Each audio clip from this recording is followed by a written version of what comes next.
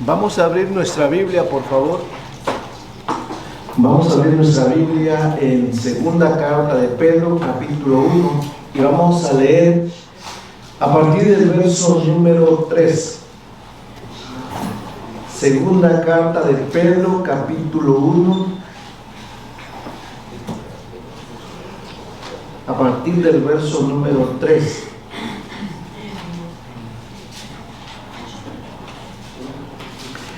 Esta tarde vamos a concluir hablando sobre hábitos, sobre costumbres, especialmente costumbres que pudieran estar obstaculizando el que podamos disfrutar de las bendiciones de Dios. El texto que vamos a leer en un momento nos deja saber que realmente Dios nos ha dado todas las herramientas que necesitamos, que un creyente necesita para poder disfrutar su vida en Cristo. O sea, Dios quiere que tengamos sus bendiciones y las disfrutemos, pero también nos deja saber que pudiera haber razones por las cuales nosotros no estemos realmente disfrutando las bendiciones en Cristo como Dios espera. Así es que vamos a leer entonces el verso 13 en adelante. ¿Lo tienen? Dice así, es para creyentes, ¿no? Dice: como todas las cosas que pertenecen a la vida y a la piedad nos han sido dadas, dice Pedro, nos han sido dadas por su divino poder, mediante el conocimiento de aquel que nos llamó por su gloria y excelencia. Después del verso 4 dice: por medio de las cuales nos ha dado preciosas y grandísimas promesas, para que por estas llegases a ser participantes de la naturaleza divina. Obviamente, enseguida dice: habiendo huido de la corrupción que hay en el mundo a causa de la concupiscencia. Verso 5 dice: vosotros también, dice, o sea, hay que aprovechar la herramienta que Dios nos ha dado. ¿No? Dice el verso 5: vosotros también, poniendo toda diligencia, por esto mismo añadir a vuestra fe virtud, a la virtud conocimiento, al conocimiento dominio propio, al dominio propio paciencia, a la paciencia piedad, a la piedad afecto fraternal, y al afecto fraternal amor, porque si estas cosas están en vosotros y abundan, no dejarán de estar ociosos ni sin fruto en cuanto al conocimiento de nuestro Señor Jesucristo. No, pero bueno, el verso 9 dice: pero el que no tiene estas cosas tiene la vista muy corta, es ciego, habiendo olvidado la purificación de sus antiguos pecados, por lo cual, hermanos, tanto más procurad hacer firme vuestra vocación y elección, porque haciendo estas cosas no caeréis jamás, dice. Así es que hagamos una breve oración. El tema de esta tarde es hábitos que obstaculizan tu caminar con Dios, o hábitos que pueden obstaculizar mi caminar con Dios. Vamos a orar. Padre bendito, gracias por permitirnos llegar a esta hora.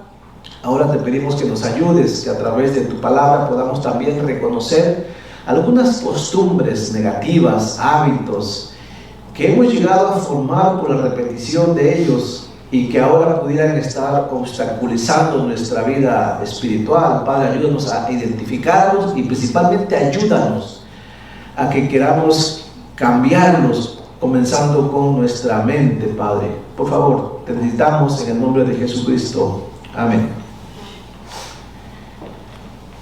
Como dije al principio, muchos cristianos podríamos estar perdiendo las bendiciones de Dios por una razón: por haber caído en hábitos que, al ser negativos, al ser malos, al ser perjudiciales, al estar fuera de la voluntad de Dios, nos desconectan de Dios, ¿no?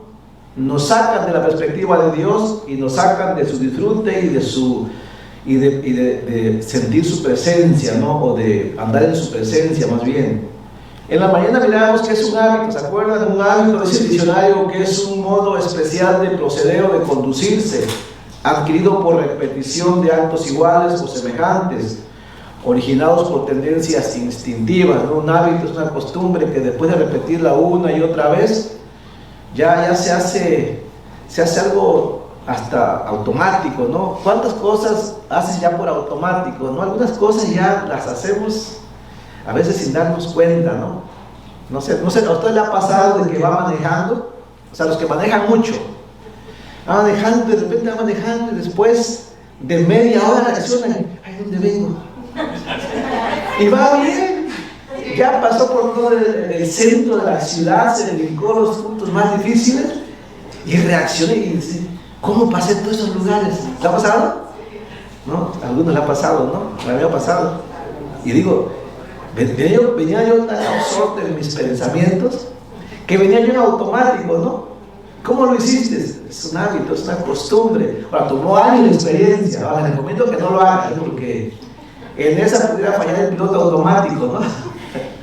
Pero pasa, especialmente aquellos que manejan muchísimo, ¿no? Y algunos pues ha fallado el piloto automático, ¿no? Y en ese venir desconectado y confiando en sus instintos que han aprendido, pues se han estampado, ¿no? Por ahí.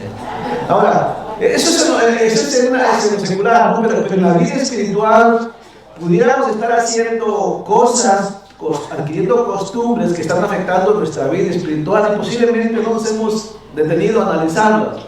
Entonces, la Biblia sí nos habla de ciertos hábitos que pueden entorpecer tu vida espiritual. Es por eso que estamos así, ¿no? Como que vamos, avanzamos y nos detenemos, vamos bien y de repente ya estamos otra vez ahí medio caídos, ¿no? Pero el caso es que no logramos afirmarnos, ¿no? Piénsalo. ¿Cuál será el motivo? Bueno, rápidamente te voy a decir, según la Biblia, en base a lo que acabamos de leer, 7 hábitos negativos, 7 costumbres negativas, ¿no? Que pudiéramos haber adquirido. Número 1, rápido así, para no detenernos. La Biblia dice que hay que ser diligentes, ¿no? Se habla de diligencia, que leímos, ser diligentes, ¿no? Bueno, un hábito contrario puede ser el hábito de la pereza. El hábito de la pereza, ¿no? Algunos hemos adquirido un hábito así, ¿no? De no ser diligente en las cosas que son importantes. Hay cosas que son importantes. La vida espiritual es un asunto importante, ¿ok? Alguien dijo en una ocasión que no hacer lo correcto es tan malo como hacer lo incorrecto, ¿verdad? No hacer lo correcto, o más bien, no hacer nada, no hacer nada es tan malo como hacer lo incorrecto. ¿Usted qué opina? No hacer nada es tan malo como hacer lo incorrecto. ¿No se acuerda lo que dijo Santiago? En el capítulo 4 al final. Y aquel que sabe hacer lo bueno. ¿Pero qué dice Santiago? Y decide no hacerlo, le es pecado, ¿no? Sí, a veces no hacer nada es tan malo como hacer lo incorrecto.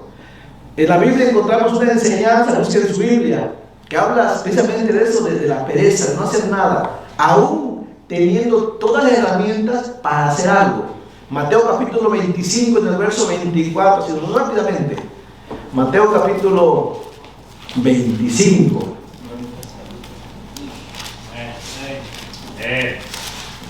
Mateo capítulo 25, en el verso 24.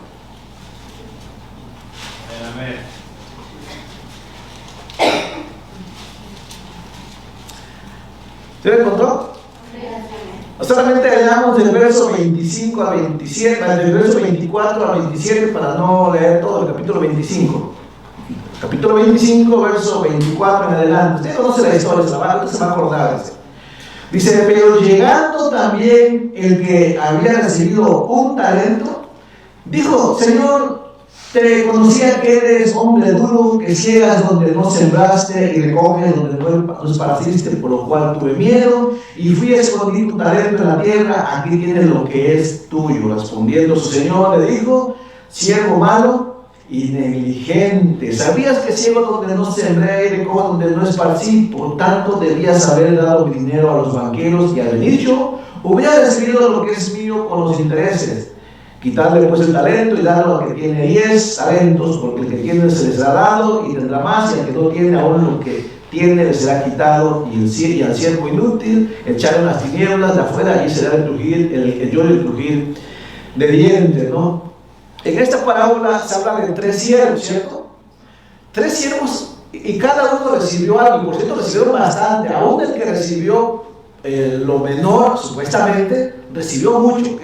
Era bastante, o sea que todos recibieron algo, pero no todos fueron diligentes en administrar las cosas que Dios les había dado.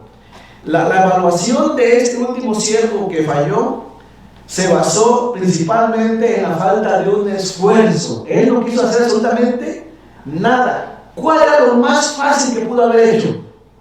Pues ir al banco y depositar el dinero. Eso era lo más fácil y sencillo, ¿cierto? Él pudo trabajar el dinero. Hey, voy al banco, deposito y el banco lo trabaja. Eso es todo. Cuando menos eso esperaba el dueño que el tercer siervo hiciera. Pero ¿el qué hizo? Pues no hizo absolutamente nada, ¿no? El siervo ni siquiera quiso depositar el dinero para que ganara intereses. Esta historia lo que hace es ilustrarnos, parte de la enseñanza es ilustrarnos nuestra responsabilidad de ocuparnos en los asuntos del Señor mientras estamos aquí y el Señor está ausente. En este lugar no hay nadie que no tenga por decirlo así, un talento de Dios. Todos tienen algo, ¿cierto? El problema a veces es de que nosotros estamos todavía a veces en la actitud de no querer ponerlos o no hacer nada, ¿sí me entienden? Y ese es un obstáculo. Ese puede ser un obstáculo por lo cual tu vida no está creciendo, no se está desarrollando. Así es que en ese sentido es que no hacer nada es tan malo como hacer lo incorrecto, ¿no? Hay que tomar en cuenta esto. La Biblia sí enseña que tarde o temprano el Señor nos va a pedir cuenta de todo lo que a este tiempo nos ha dejado para que administremos. Va a llegar ese día, ¿ok? Pero ahora estamos a tiempo de cambiar la situación. Yo te invito a que pienses en esto. Yo sé que usted sabe lo que el Señor le está llamando a hacer. Algo el Señor le está llamando a hacer, ¿ok? En su obra, algo. Y no tiene que ver si se mira grande o pequeño, algo usted puede hacer. Es más, tiene el deseo de hacerlo. Lo ha pensado muchas veces, ¿no? Pero algo le está deteniendo. No se detenga, hágalo porque esa es la parte que el Señor le ha dado y el Señor quiere que lo administre. Si no lo hace usted, está repitiendo el mismo hábito que posiblemente ha venido repitiendo por muchos años. Se llama el hábito de la pereza, ¿ok? No hacer nada. Todos hemos caído en ese año en algún momento, ¿cierto? Aquí no hay ninguno que no haya caído. Todos hemos caído de alguna manera, ¿ok? Entonces, meditemos. Ese hábito podría estar interrumpiendo nuestra relación con el Señor. ¿Por qué? Porque es un mandato del Señor que si nos ha dado algo, lo administremos. No hacerlo es una desobediencia, es un pecado, es una interrupción en tu relación con Dios. Segundo hábito. El hábito de la falta de arrepentimiento. Este es un hábito muy malo, ¿ok? Un hábito en el cual nos olvidamos que todos los días necesitamos arrepentirnos. ¿Usted qué piensa? ¿Necesitamos todos los días arrepentirnos? Y si usted me dice, bueno, para salvación no, porque usted para salvación de su alma solamente se arrepintió una vez, ¿cierto? Una vez el Señor le perdonó. Pero la Biblia, recuerden que también enseña que estamos en esta naturaleza carnal y que constantemente estamos pecando. Y si alguien dice que no ha pecado, es un mentiroso. Pero la Biblia nos enseña que no deberíamos pecar, pero si hemos pecado, que lo reconozcamos. ¿Y qué? Y que nos arrepintamos, ¿no? Y vengamos a Cristo y Él es fiel y justo para perdonar nuestros pecados y limpiarnos de toda la maldad. ¿Sí dice la Biblia, sí o no? Primera carta de Juan.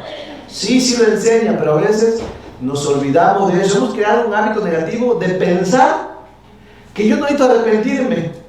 Y realmente, ¿habrá un día que usted y yo no pequemos? No sé, se oye un poco trágico, pero ¿habrá un día que usted no peca? ¿O yo?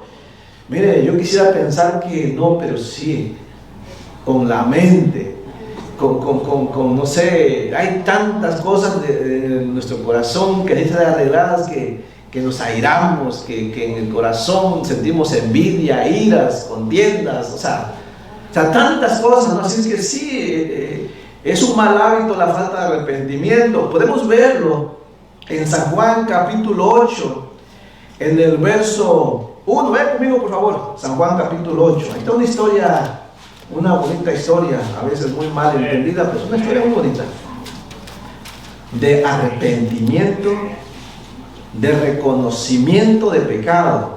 San Juan capítulo 8 en el verso 1 al 11, ¿lo tiene? Te lo voy a leer bien rápido, que aunque conocemos la historia. Dice así: aquí había unos religiosos, hombres que pensaban que eran justos delante de Dios, pero no es cierto, no eran justos, necesitaban arrepentimiento. Y quisieron tender una trampa a Jesucristo, acusando a una mujer de pecado, ¿no? Ella es la pecadora, nosotros no. Dice así,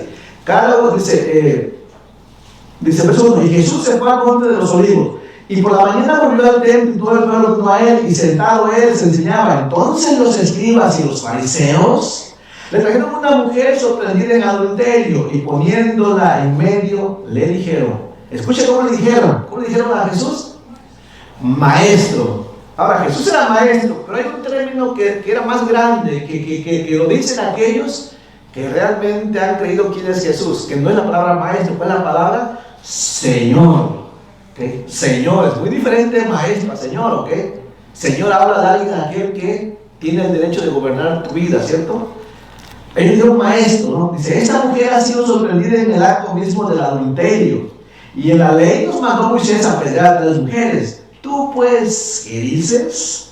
Mas estos decían tentándole para poder acusarle, pero Jesús, inclinando hacia el suelo, escribía en tierra con el dedo, y como insistieran en preguntarle, se enderezó y le dijo: el que de vosotros esté sin pecado, sea el primero en arrojar la piedra contra ella. Inclinándose de nuevo hacia el suelo, siguió escribiendo en tierra, pero ellos, al oír esto, acusados por su conciencia, salían uno a uno, comenzando desde los más viejos hasta los postreros, y quedó solo Jesús. Y la mujer que estaba en medio, enderezándose Jesús, y no viendo a nadie sino a la mujer, le dijo: mujer, ¿dónde están los que te acusan? ¿Ninguno te condenó? Ella dijo: ninguno. Señor. ¿Fíjense la diferencia? ¿Ella cómo le dijo? Es que es diferente, ¿no? La actitud de ella. Señor, dice, entonces Jesús le dijo: ni yo te condeno, vete y no peques más. Los religiosos intentaron hacer que Jesús juzgara a la mujer, pero Jesús declaró que aquel que piensa que no necesita arrepentirse, que no tiene condenación, que no es pecador, que lance la primera piedra, ¿no?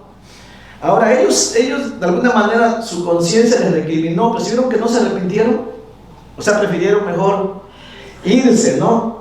O sea, su tiratrampa de ellos fracasó, pero en algún punto, no sabemos cuánto, Jesús perdonó a esa mujer. Ahora algunos dicen, no, Jesús la perdonó nada más así como así porque es muy misericordioso y amoroso. No, Jesús perdonó a esa mujer porque Jesús conoce el corazón de los que se arrepienten, ¿cierto?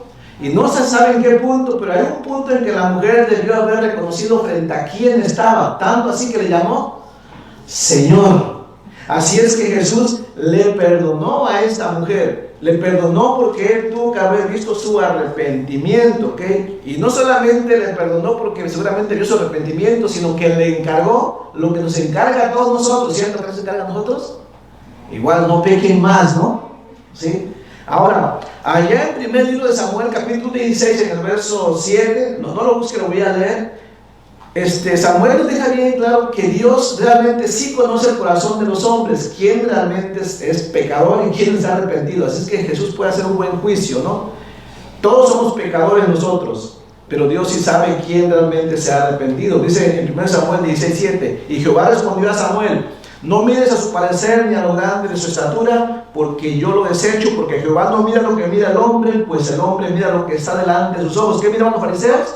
Una mujer adúltera, ¿no? ¿Pero qué miró Jesús? Una mujer adúltera que se había seguramente arrepentido. ¿Cómo lo sé? Jesús jamás daría su perdón a alguien que no se haya arrepentido. Es parte de su santidad, de su justicia. Es entendible, ¿cierto? Por supuesto, ¿ok? Así que cuando piense en esa mujer, no piense que Jesús perdonó a alguien que sigue en sus pecados. No, necesita haber arrepentimiento. Nosotros hemos sido perdonados, ¿cierto? Porque venimos a Él, obviamente, en arrepentimiento, creyendo que Él puede perdonar nuestros pecados. Pero por supuesto también creemos que pecamos y que necesitamos seguir arrepentiendo, no para tener vida eterna, pero sí para restablecer nuestra relación con Cristo cuando el pecado la rompe, ¿cierto? Por eso en Juan 1.9 dice, 1 Juan 1.9, si confesamos nuestros pecados, Él es fiel y justo para perdonar nuestros pecados y limpiarnos de toda maldad. Recordemos esto, evitemos caer en el hábito de no pensar que necesitamos arrepentirnos todo el tiempo, ¿ok? No pensemos en, él necesita arrepentirse. No, yo también, todos, ¿ok? No arrepentirnos puede causar que se estorbe nuestra relación con el Señor y no disfrutemos de sus bendiciones. Una vida, imagínense, piensa en este momento, piensa en ese pecado que hiciste y que no te has arrepentido porque piensas que no necesitas arrepentimiento. ¿Y qué hacemos? Pide perdón al Señor para que se restablezca tu relación con el Señor. Si no, ya hay un estorbo, ¿ok? El pecado es un estorbo. Piénsalo. Tercero, el hábito de la ignorancia. ¿Recuerdan que Pedro habló de añadir conocimiento? Sí, hay un hábito que se llama el hábito de la ignorancia. Bueno, así le puse yo, el hábito de la ignorancia. El hábito de la ignorancia. ¿Qué significa eso? Que a veces creamos hábitos en los que preferimos mejor ser ignorantes a lo que dice la Biblia. Pero hay que saber esto, no es suficiente actuar como cristiano. Miren, estamos en un tiempo donde en las iglesias muchas veces la religión externa ha sustituido la obra genuina del Espíritu Santo. ¿Qué significa eso? Que es muy posible actuar como cristiano sin ser cristiano. ¿Quiere usted que eso pase en las iglesias? Sí, según la Biblia, sí. Es posible que en las iglesias estén personas que fingen ser cristianos, pero que realmente no haya una obra del Espíritu Santo verdadera en el corazón de ellos. ¿Qué se hace al respecto? Bueno, hay que tener cuidado con el hábito de la ignorancia. Lo mejor que se puede hacer en estos casos, si alguien no está seguro, si mira que su vida como que no coincide con lo que debería hacer, no sabe por qué, lo mejor que se puede hacer es venir al conocimiento de las Escrituras. Es lo mejor que se puede hacer. Hay que empezar por ahí. Estudiar la Biblia es una de las mejores maneras de saber qué se espera del cristiano. Es nuestra tarea sondear cada libro, cada capítulo, cada versículo de las Escrituras y luego armarnos de ese conocimiento y examinar nuestro corazón y poner a prueba la fe que decimos profesar. De hecho, por nada en Romanos capítulo 10, en el verso 17, dice así, escuchen lo que dice Romanos 10, 17, acerca del conocimiento. Conocimiento me refiero a conocer las Escrituras, dice. Así que la fe es, ¿se acuerdan? Por el oír. ¿Y el oír qué? El oír por la palabra de Dios. Usted no puede saber si está en la voluntad de Dios, en el camino correcto, si no conoce lo que dice Dios, lo que Dios demanda, ¿cierto? Y eso solamente lo va a encontrar a través de leer las Escrituras.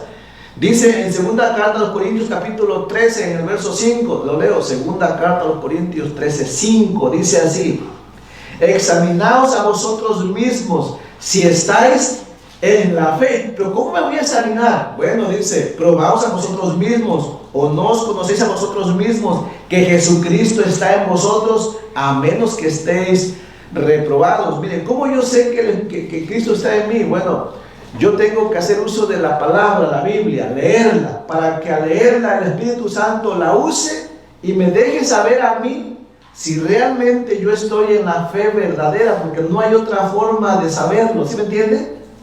La única forma de discernir si estamos en la fe verdadera es que el Espíritu Santo te ayude. Pero el Espíritu Santo, para ayudarte, va a usar lo que tú has aprendido de la Biblia. Si no, no hay forma de que te ayude. ¿Sí entiendes eso? Miren, hay personas que dicen, es que yo quiero ser cristiano, pero sin leer la Biblia. Yo quiero ser lleno del Espíritu Santo, pero no estoy interesado en el estudio. ¿Sabes qué? Nunca vas a ser lleno del Espíritu Santo, porque el Espíritu Santo toma la Escritura para aplicarla a tu vida. Sin eso es imposible. Se requiere principalmente tres cosas. Uno, la Escritura, leer, la oración principalmente, ¿cierto? Y la convivencia con otros cristianos para ser cimentado, ¿no? Entonces, pero principalmente la lectura de las Escrituras es lo que usa el Espíritu Santo. Eso es lo que usa para hacerte discernir cuál es tu posición. Así es que piénsalo. Si usted es un verdadero salvo, el Espíritu Santo está en usted y usará su conciencia de usted para hacerle sentir mal cuando usted esté practicando algún pecado. ¿Cómo lo va a hacer? Bueno, el Espíritu Santo le va a hacer recordar algunos textos bíblicos, ¿cierto? Y usted se va a sentir mal. Pero si en su mente no hay nada de Biblia, pues el Espíritu Santo no le va a poder decir estás mal, porque ¿de dónde va a echar mano? Entonces, cuidado con el hábito de la ignorancia, ¿no? No crea aquello de que la palabra mata, ¿no? No crea aquello de que ¿para qué estudias la Biblia si no la vas a aplicar? No estudia la Biblia, ok, porque necesitas aplicarla más bien, ¿no? No, sí necesitamos eso. Cuidado con el hábito de la ignorancia. El otro hábito, creo que ya voy en el hábito número 3, ¿no? 4 ya. 4, ¿no? El primero fue el hábito de la pereza, el hábito del arrepentimiento, de la falta de arrepentimiento, el hábito de la ignorancia, fue el número 4. El hábito de la irresponsabilidad. A veces caemos en hábitos de irresponsabilidad y posiblemente por eso no estemos disfrutando de las bendiciones de Dios. ¿Saben ustedes? Si usted ya es salvo, usted sabe que el amor del Padre está con usted disponible para siempre, ¿cierto? Que el Padre no le va a dejar, eso es cierto. Pero si somos irresponsables a sus mandamientos, nuestra comunión con Él se rompe y después no disfrutamos de sus bendiciones. Es más, usted sabe que la salvación, el amor del Padre está disponible para todo el mundo pecador, ¿cierto o no? Para el mundo perdido. Pero el mundo perdido se está perdiendo las bendiciones de Dios. ¿Por qué? Porque no quieren tener una relación con el Creador, no quieren llamarle Padre, ¿no? Y son como el hijo perdido. Y esa es principalmente parte de la enseñanza del hijo perdido, ¿no? Que el hijo perdido decidió irse de casa y dejar lo mejor que tenía e ir a comerse, como decimos, las algarrobas de los cerdos, ¿no? Pero gracias a Dios que el hijo pródigo reconoció que en su casa había abundancia de alimento y vino y el amor del Padre le estaba esperando, ¿no? ¿Por qué perdió todo lo que tenía? Por su irresponsabilidad. ¿Por qué perdió a Adán y Eva lo que tenían? Por su irresponsabilidad. ¿Por qué el cristiano a veces pierde las bendiciones de Dios? Por su irresponsabilidad, ¿no? Eso que encontramos en la parábola del hijo pródigo. ¿Saben qué? Yo prefiero llamarle la parábola del hijo perdido, porque en realidad habla de cosas que son perdidas, ¿no? Y el hijo pródigo era un hijo perdido, y el que estaba en casa también era un hijo perdido. Todos eran perdidos, solamente que el hijo más perdido, que era el hijo pródigo, reconoció que estaba perdido, ¿no? Pero el que estaba en casa nunca reconoció que estaba perdido, ¿no? Que representa precisamente a los fariseos en ese contexto, ¿no? Aún, ¿saben qué? Aún Dios dice que muchas veces perdemos la paz, la tranquilidad aquí en la tierra, por algo tan sencillo como no respetar las leyes terrenales, ¿sí o no? De repente todo está bien, pero decidimos andar en rebeldías, cometemos un delito y ahora tenemos problemas con la ley. Cuando Dios nos dijo que también eso hay que respetarlo para que tengamos paz, ¿no? Para que seamos reconocidos por buenos siervos, ¿no? Eso lo dice allá. No voy a leer la palabra de hijo perdido o pródigo porque usted ya la conoce, ¿no? Pero en primera carta de Pedro, capítulo 2, en el verso 13, escuchen lo que dice, que a veces por eso estamos así sin paz, ¿no? Que mandan buscando, mandan persiguiendo, por algo será, ¿cierto? Por algo será, ¿no?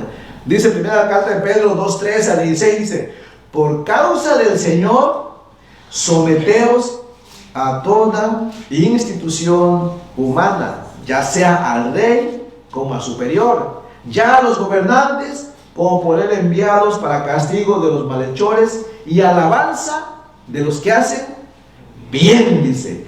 Porque esta es la voluntad de Dios, que haciendo bien hagáis callar la ignorancia de los hombres insensatos, como libres, pero no como los que tienen libertad, como pretexto para hacer lo malo, sino como siervos de Dios. Es lo importante de ser responsables, primeramente ante Dios y después ante las cosas que Dios nos dice que hay que ser responsable, como las instituciones humanas. Cuidado con el hábito de la irresponsabilidad, porque puede romper nuestra relación con el Padre y aún nuestra relación con las leyes humanas, ¿no? Quinto hábito, el hábito del desánimo. Sí, hermano, mire, seamos sinceros, para donde quieras que veas hay cosas que te van a desanimar. Si lees, si ves noticias, te van a desanimar, ¿no? Si ves el fútbol, te va a desanimar también, ¿no? Donde mires vas a encontrar desánimos. Hay suficiente lugar para que te desanimes, ¿ok? Ni no se puede hacer mucho. Este mundo causa mucho desánimo, o sea, hay muchos motivos para desanimarse, pero ¿sabes qué?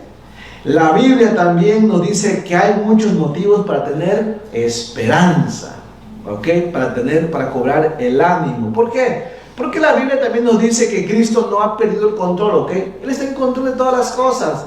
Simplemente que nosotros dejamos que el desánimo nos agobie, nos oprima y no hacemos lo que tenemos que hacer. ¿Como qué? Pues depender de Cristo, ¿no? Principalmente clamar a Él en oración, y Él ha dicho que no nos va a dejar ahí abandonados, nos va a ayudar, ¿sí? De hecho, Cristo tuvo esta experiencia con sus discípulos. Cristo iba a ir a la muerte, ¿cierto? El Salvador va a la muerte, va a dejar a sus discípulos y ellos están bien desanimados, ¿no? Y les dice, allá en Juan 16:33, dice, estas cosas os he hablado para que en mí tengáis paz, dice.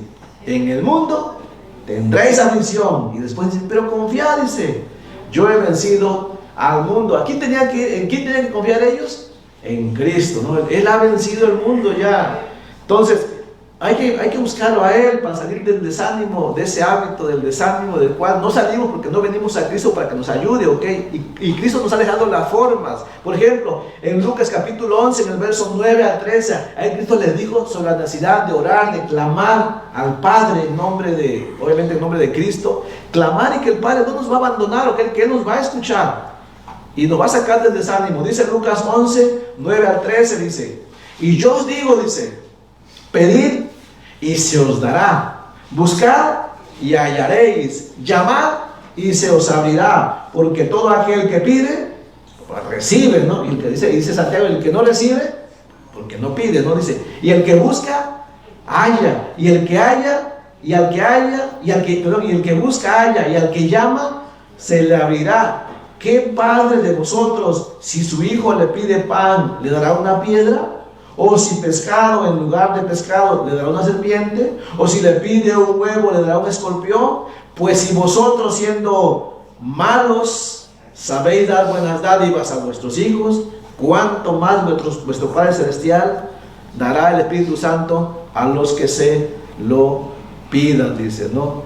Así es que la necesidad de la oración para salir del hábito del desánimo. No necesitamos estar desanimados. Dice la Biblia aquí, clama a Dios. Busca a Dios, pídele que te ayude, Él te va a ayudar. Él no ha perdido el control, ¿cierto? En vez de quedarnos ahí en el desánimo una y otra vez. Y si una y otra vez caemos en el desánimo, pues clamamos a Dios y salimos de ahí con su ayuda. Y algo también aquí importante, hay que pedir con fe, ¿cierto? Y si Dios tarda en contestarte, porque aquí hay un asunto, ¿no? Que a veces Dios tarda en contestar. Hay que pedir con fe. Y si Dios tarda en contestar, hay que esperar con fe también. Hay que tener fe mientras esperamos. Sí, la Biblia lo deja bien claro. ¿Por qué Dios hace eso? Bueno, Dios hace eso a veces. Hay varias razones, ¿no? Una de ellas puede ser porque Dios quiere perfeccionarnos en nuestra fe, ¿eh? Quiere que más confiemos en Él. Tiene planes, ¿no? Como dice Romanos 8:24, miren, si usted pide hoy algo y Dios se lo da al instante, realmente su fe, de una cosa, usted piensa que su fe va a ser más grande. No, en realidad su fe es más grande cuando aprende a esperar. ¿Sabía usted eso? Porque si usted tiene rápido las cosas, entonces no es fe. Si usted tiene rápido lo que se ve, o si usted tiene lo que se ve, no es fe. La fe se madura cuando esperamos aquellas cosas que no vemos, ¿no? Pero que sabemos que Dios ha prometido y que las va a dar, ¿no? Eso es fe. Como dice Romanos 8:24-25, dice, porque en esperanza fuimos salvos, pero la esperanza que se ve, dice, pues no es esperanza, ¿no? Porque lo que alguno ve, ¿a qué esperarlo? Dice. Pero si esperamos lo que no vemos, con paciencia lo aguardamos, ¿no? ¿Sí se me entiende? Entonces, la fe consiste en esperar aquello que no ves, pero que lo esperas porque Dios te lo ha prometido, ¿no? Un ejemplo, como Noé, ¿no? Que lo mandaron a construir algo que él ni idea, ¿no? Que él no sabía, para un asunto que ni entendía, ¿no? Un diluvio que él jamás había visto, ¿no? ¿Sí me entiende? Esa es fe, esperar algo que no has visto, ¿no? pero que si el Señor lo ha prometido, lo esperas con paciencia. Cuidado con el hábito del desánimo. Siguiente hábito, el hábito de la comparación. Este hábito me gustó porque a veces creo que yo he caído muchas veces en este hábito. Y usted también me se va a dar cuenta. El hábito de la comparación. Este hábito es muy común. El hábito de la comparación. Miren, en el tiempo de Jesús, los fariseos, los escribas, los fariseos especialmente, ellos se creían mejores que los demás, ellos se creían santos, perfectos, ya con un pase en el cielo, ¿no? Ellos se justificaban a sí mismos, ellos decían que obedecían la ley y por eso podían ir al cielo, ¿okay? Ellos decían que no necesitaban un salvador, alguien que les perdonara, y ellos se comenzaron a aislar de la sociedad a los cuales creían pecadores. Ahora, miren, usted dice, bueno, serán ellos, ¿no? Miren, ¿saben ustedes que cuando usted y yo miramos a una persona que está atrapada en un pecado terrible, nosotros dejamos de ver nuestro pecado como algo grande y decimos, yo pensé que estaba mal. No, mal está mi hermano ese. Y yo pensaba arrepentirme. No, pues mi pecado no es nada contra el de mi hermano. Gracias a Dios porque no soy como él. ¿Le ha pasado? Somos bien dados a hacer eso, ¿no? Las comparaciones. Cuando no miramos a alguien que está pecando y hemos pecado, sentimos mal, ¿cierto? Pero cuando vemos a alguien que está peor, nuestro pecado como que si desapareciera, ¿no? Llega la arrogancia, la altivez de decir, yo no estoy tan mal, mal está él. Yo necesito arrepentimiento, no, arrepentimiento debe ser él, ¿no? ¿Sí me entienden? Cuidado con eso, es la comparación. No tienes que compararte con tu hermano, compárate con Cristo. Mira, Cristo Él es santo, entonces sí compárate ante Él, a ver si no necesitas arrepentimiento, a ver si no necesitas arrepentimiento, ¿sí me entienden?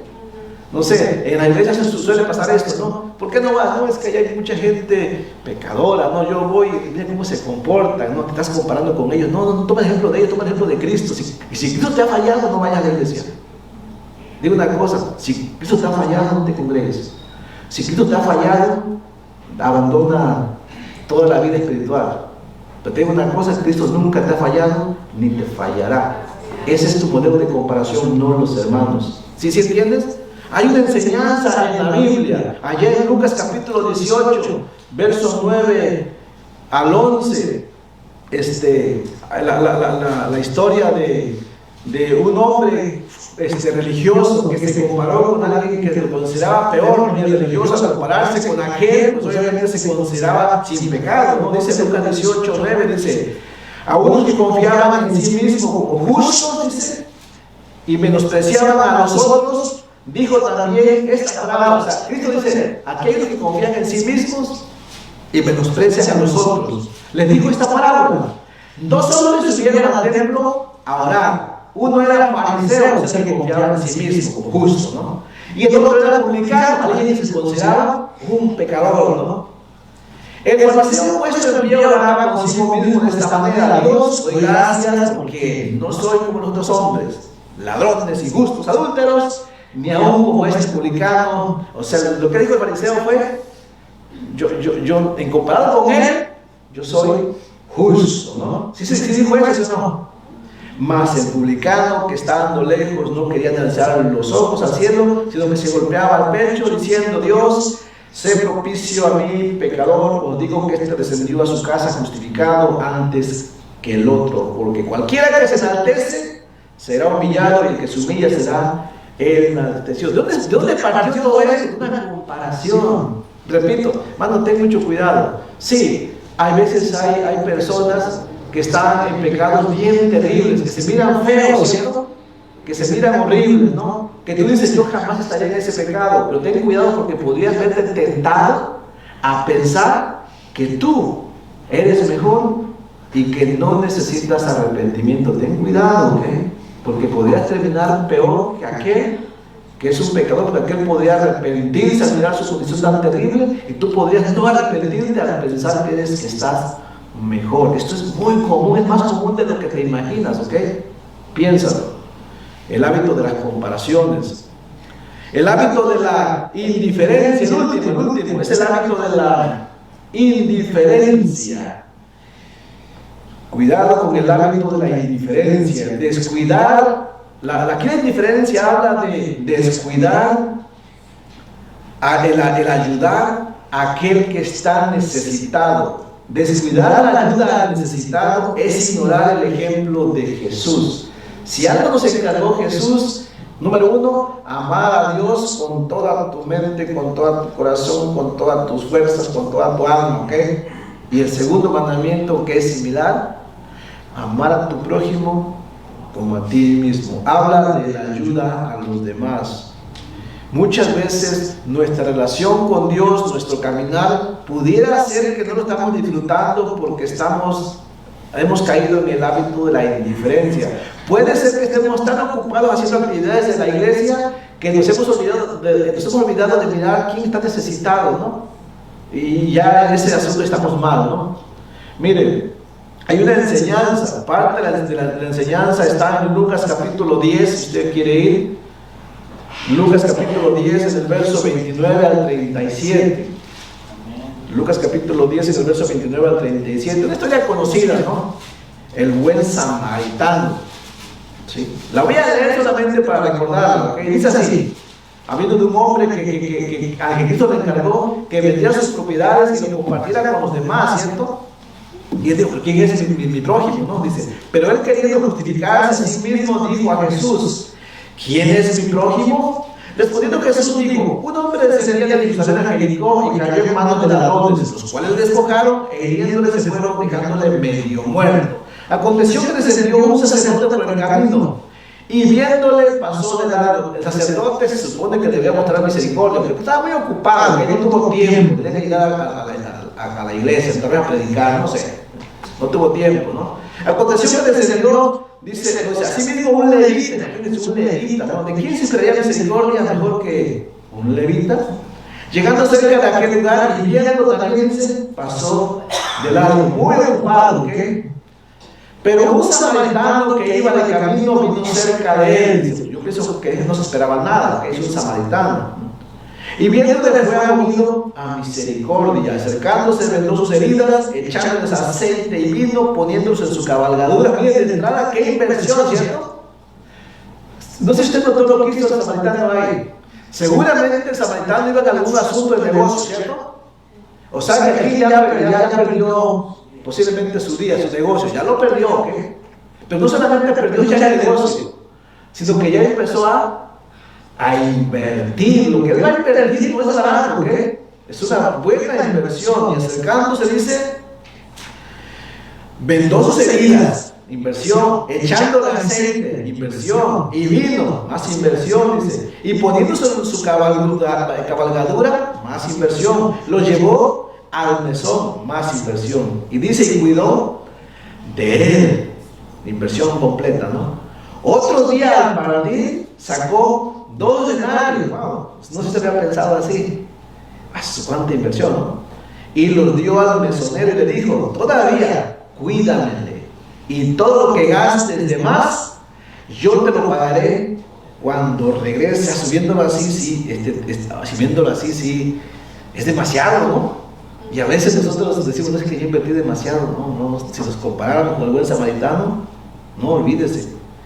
Y dice, ¿quién pues de estos 3 te parece que fue el prójimo del que cayó en manos de los ladrones? Él dijo, el que usó misericordia con él. Entonces Jesús le dijo, ve y haz tú lo mismo, ¿no? Servir a Dios implica anteponer nuestras necesidades por la de los demás. Eso lo sabemos, ¿cierto? En Filipenses lo enseña. La compasión implica tomar más de un interés pasajero por las necesidades de los demás. Requiere que nos involucremos en sus sufrimientos. Esta parábola de un hombre indefenso y medio muerto, ¿saben a quién nos recuerda? A la humanidad que estaba perdida. O sea, usted y yo que estábamos perdidos. ¿Se acuerdan cómo estábamos? Medio muertos. Muertos de delitos y pecados, pero todavía debemos ser rescatados. Estamos medio muertos, por decir así, ¿no? Pero ¿saben?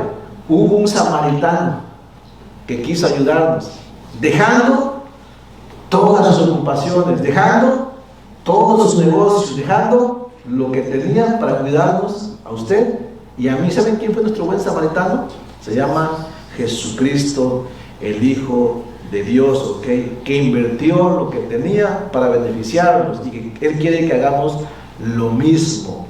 que no seamos indiferentes. Les leo el texto, Efesios capítulo 2, verso 4 al 7, dice: pero Dios, que es rico en misericordia, por su gran amor con que nos amó, aun estando nosotros muertos en pecados, nos dio vida juntamente con Cristo. Por gracia sois salvos, y juntamente con Él nos resucitó, y asimismo nos hizo sentar en los lugares celestiales en Cristo Jesús, para mostrar en los siglos venideros las abundantes riquezas de su gracia, en su bondad para con nosotros en Cristo Jesús. Y añado Filipenses 2, 5 al 8, que dice, Filipenses capítulo 2, verso 5 al 8, que dice: haya pues en vosotros este sentir que hubo también en Cristo Jesús, dice, el cual, escuchen lo que dejó, siendo en forma de Dios, no estimó el ser igual a Dios como cosa a que aferrarse, sino que se despojó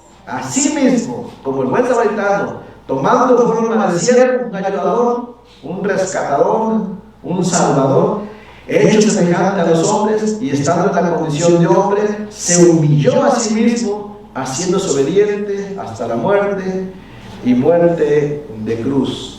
Es posible estar tan ocupados en la obra de Dios que posiblemente nosotros no estemos mirando por la necesidad de los demás y seamos indiferentes. Y esa indiferencia podría ser que nos estemos perdiendo las bendiciones de Dios porque hemos estado siendo desobedientes a compartir con los demás. Piénselo, ¿no? Podríamos seguir hablando de más hábitos, no terminaríamos. Pero por hoy yo creo que es suficiente, ¿no? Analicemos, no sé si alguno de estos hábitos hemos caído y que por esa razón Dios no nos permita disfrutar de sus bendiciones en Cristo. No lo sé, solamente meditemos. Vamos a pedir al Señor que nos ayude. Vamos a dar gracias porque hemos terminado el servicio de esta tarde. Así es que hemos terminado hablando al Señor. ¿Qué le parece? Vamos a orar todos juntos y después ya damos por despedidos y nos estamos viendo en 3 semanas. Así es que vamos a orar y dar gracias.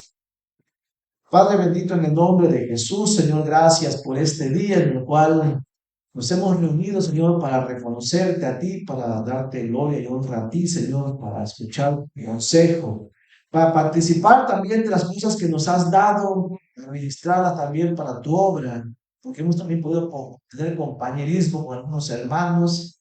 Señor, si algo hemos hecho incorrectamente, te pedimos que nos ayudes, que corrijamos algunas cosas que posiblemente estén mal, Señor. Ayúdanos a identificar las cosas que están bien. Ayúdanos a identificar las cosas que están mal, los hábitos, y hacer las cosas correctas, Padre, por favor.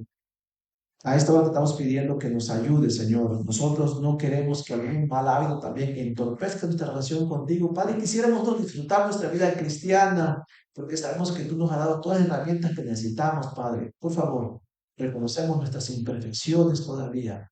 Ayúdanos, Señor.